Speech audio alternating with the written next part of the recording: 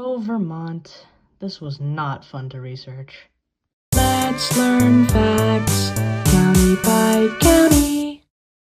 Welcome back to County by County. In this series, we'll be learning about every county and equivalent in the 50 United States and DC. I'm your host, Mellohi, and we'll learn when counties were created, how they were created, how they got their names, and look back at the oldest census in every county. We'll also learn about present-day facts and places of interest in every county.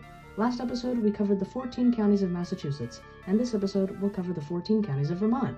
Vermont was first settled by Europeans in 1666 when the French built a fort for protection in the New France colony. Vermont would first become a political entity in 1777, when the Vermont Republic was established as an unrecognized nation. The first counties were created in 1778, and the last were created in 1835. On March 4, 1791, the Vermont Republic was abolished, and Vermont became the 14th state to be admitted into the Union. Its capital city is Montpelier, while its largest city is Burlington. Vermont is home to 643,000 people as of the 2020 census, making it the second least populated state in the country, just edging ahead of Wyoming. The current governor of Vermont is Phil Scott. Up first is Addison County. It was created by the Republic of Vermont on October 18, 1785, after splitting off of Rutland County. It was made up of the largely uninhabited northwest of the state. This area had rockier soil, more extreme weather, and Lake Champlain hadn't become an important trading region until much later in history.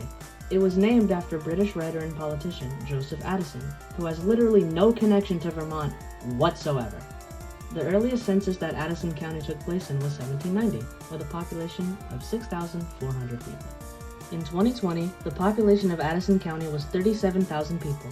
Its shire town and largest city is Middlebury, which has remained the shire town since the founding of Addison. Most people in the county live along Otter Creek, the longest river in Vermont. Wait, what on earth's a shire town? Oh, it's what Vermont calls their county seats. What weirdos. Why? Because Vermont was settled by English people from Massachusetts and New Hampshire who brought their English influences into the area. Okay, so why don't Massachusetts and New Hampshire call them shire Shut towns? up. Up next is the oldest county in the state, Bennington County. It was one of the two original counties founded in the Republic of Vermont on March 17, 1778. The other county being Unity, which renamed itself to Cumberland. In the legal documents, it states that everything west of the Green Mountains was to be established as Bennington County.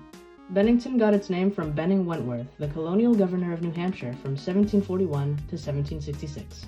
He was largely responsible for buying 130 towns from New York.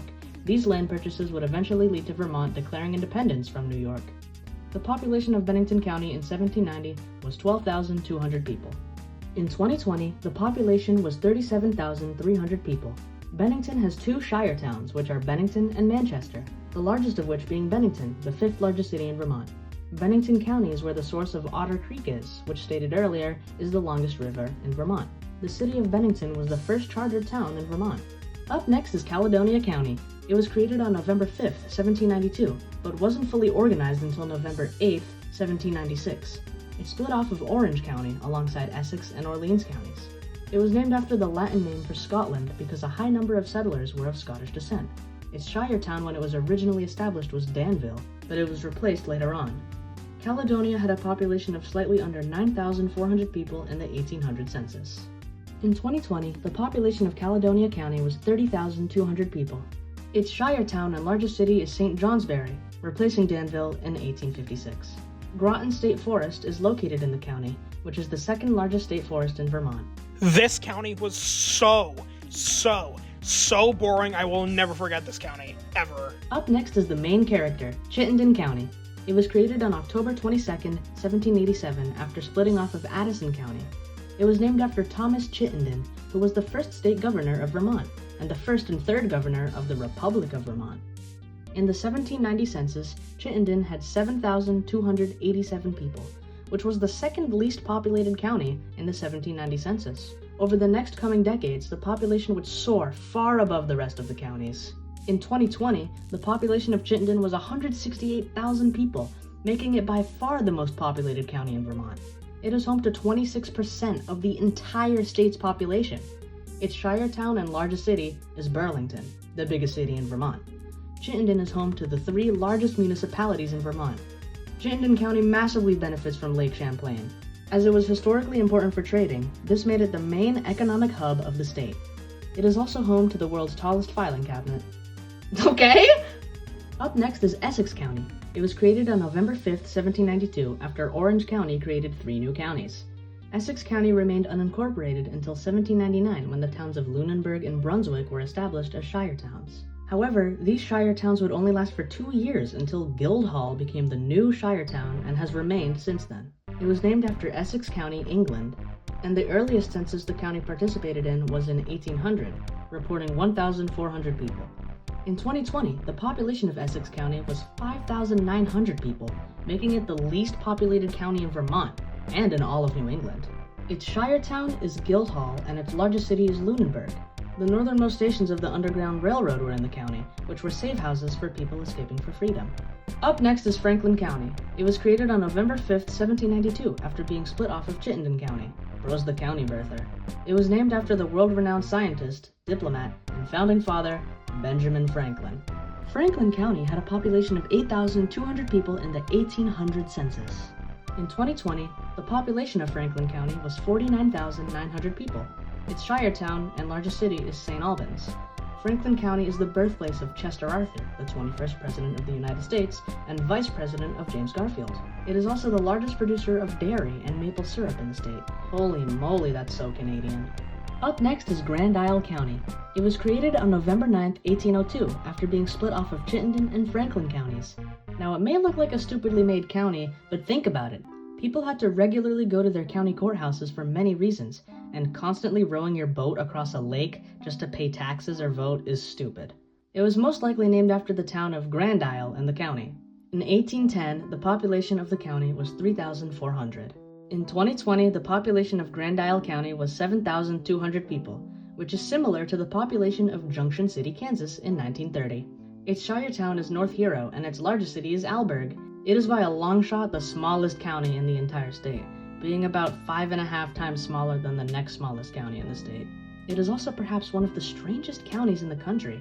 It is mostly made up of islands, but is also landlocked. Very strange. Up next is Lamoille County. It was created on October 26, 1835, after splitting off of Chittenden, Franklin, Orleans, and Washington counties, and didn't hold a shire town until 1837.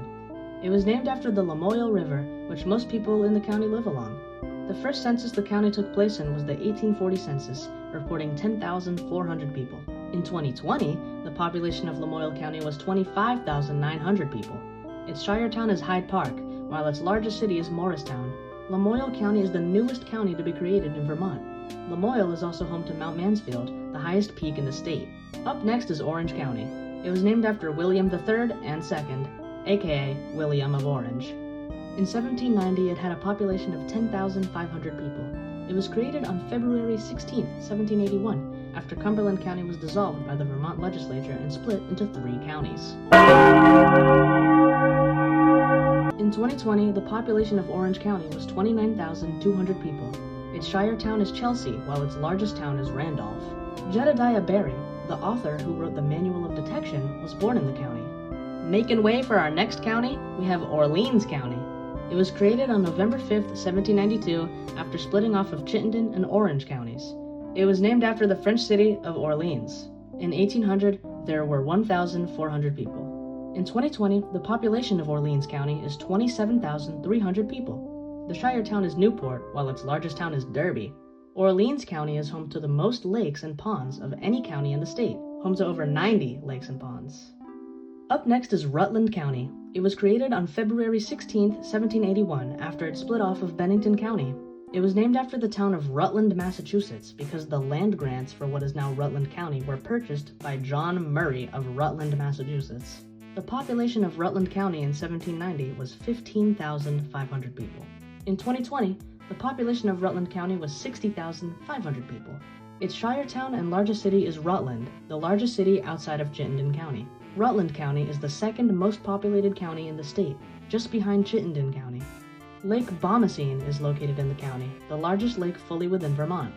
Up next is Washington County. It was created on November 1, 1810, and originally founded as Jefferson County, named after Thomas Jefferson. Then 1 week later, they changed the name to Washington, named after George Washington. It was created from land in Caledonia, Chittenden, and Orange counties. In 1820, the county had 14,100 people. In 2020, the population of Washington County was 59,800 people. Its shire town is the state capital of Montpelier, but its largest town is Barrie. Montpelier is the least populated state capital in the United States.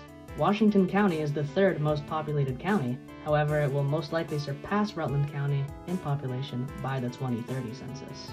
Second to last county, we have Windham County. It was created by the abolished county of Cumberland on February 16, 1781.